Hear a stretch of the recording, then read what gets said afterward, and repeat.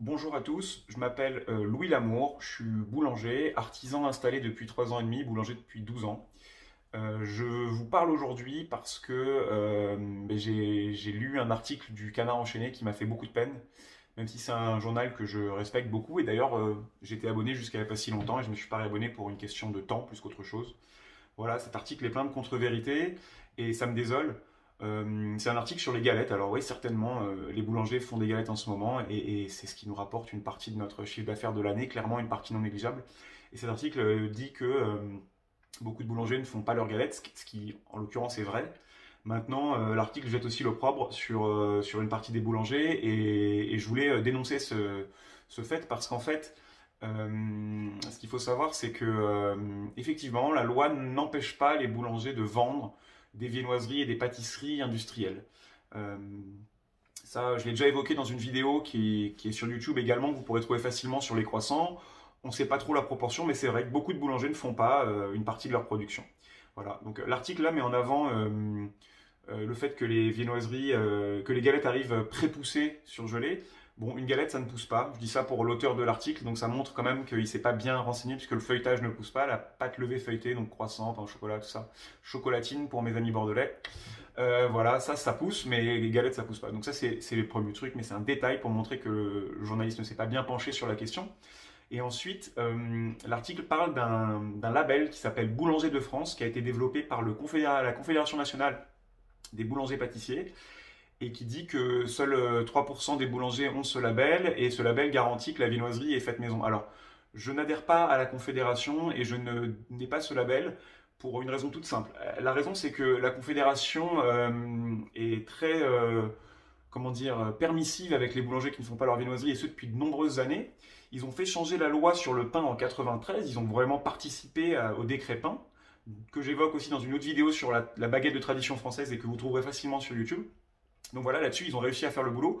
Aujourd'hui, ils n'ont pas fait le boulot sur la viennoiserie maison. Et ce pour une raison très simple, c'est que la plupart de leurs adhérents ne font pas leur viennoiserie. Et donc, pourquoi se couper d'une frange de ces cotisations, hein? C'est aussi simple que ça. Les cotisants à la Confédération, beaucoup ne font pas leur viennoiserie. Et si on impose aux boulangers de faire leur viennoiserie maison, sous peine de perdre leur appellation boulanger, et ben, les cotisants diront, bah non, on ne va pas cotiser à une... voilà. Tout ça pour dire, moi, je me plains pas. La vie est belle. Je fais toute ma viennoiserie maison, toute ma pâtisserie maison. Je fais même les terrines de mes sandwichs. Enfin, voilà. Je suis pas là pour parler de moi, mais je suis plus pour parler du milieu de la boulangerie en général.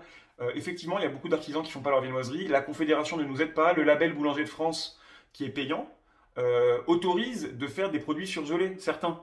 Vous pouvez continuer à faire vos donuts, vos cookies, vos brownies. Il y a une liste assez précise de produits qu'on doit faire maison. Les galettes en font partie. Donc certes, si vous allez chez un boulanger qui est boulanger de France, il fera ses galettes maison. En tout cas, il est censé les faire. Il est contrôlé là-dessus.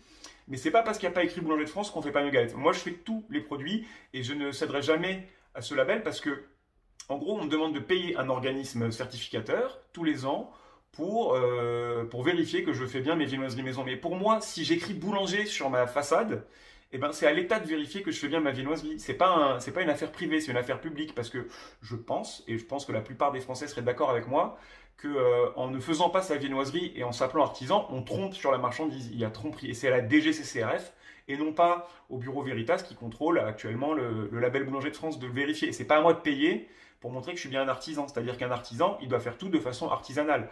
Et acheter des galettes et des viennoiseries surgelées industrielles, c'est pas artisanal. Alors le problème, il n'est pas que économique, hein. Moi, enfin, je m'en sors financièrement, je paye bien enfin, je paye correctement mes salariés, ce qui sont bien payés, vous leur demanderez à eux. Je me paye moi, je paye tous mes fournisseurs, j'achète que des ingrédients français dans la mesure du possible. Je suis en bio sur une partie du pain. Le problème, il n'est pas là, il n'est pas sur l'économie, il est sur la vision sociétale des choses qu'on veut. C'est-à-dire que si vous acceptez que les artisans boulangers vendent de la viennoiserie industrielle fabriquée effectivement, comme il est dit dans l'article, par des grosses usines qui fabriquent jusqu'à 17 millions de baguettes, vous acceptez qu'on ne forme plus d'apprentis à ces métiers qui sont aujourd'hui... Enfin, l'industrie en France, elle va pas bien, il y a beaucoup de choses qui vont pas bien. Par contre, les métiers de la gastronomie, eux, fonctionnent.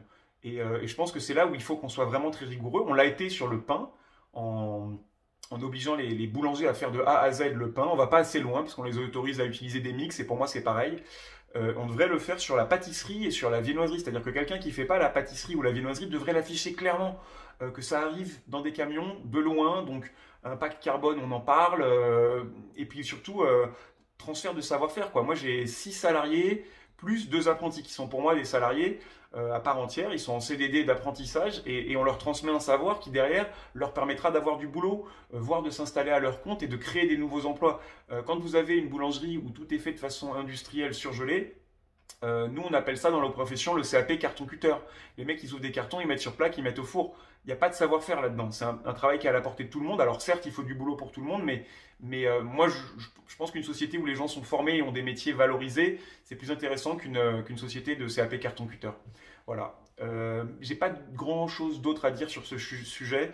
Je ferai sûrement d'autres vidéos sur d'autres sujets plus tard. En tout cas, ça, c'était mon coup de gueule du jour.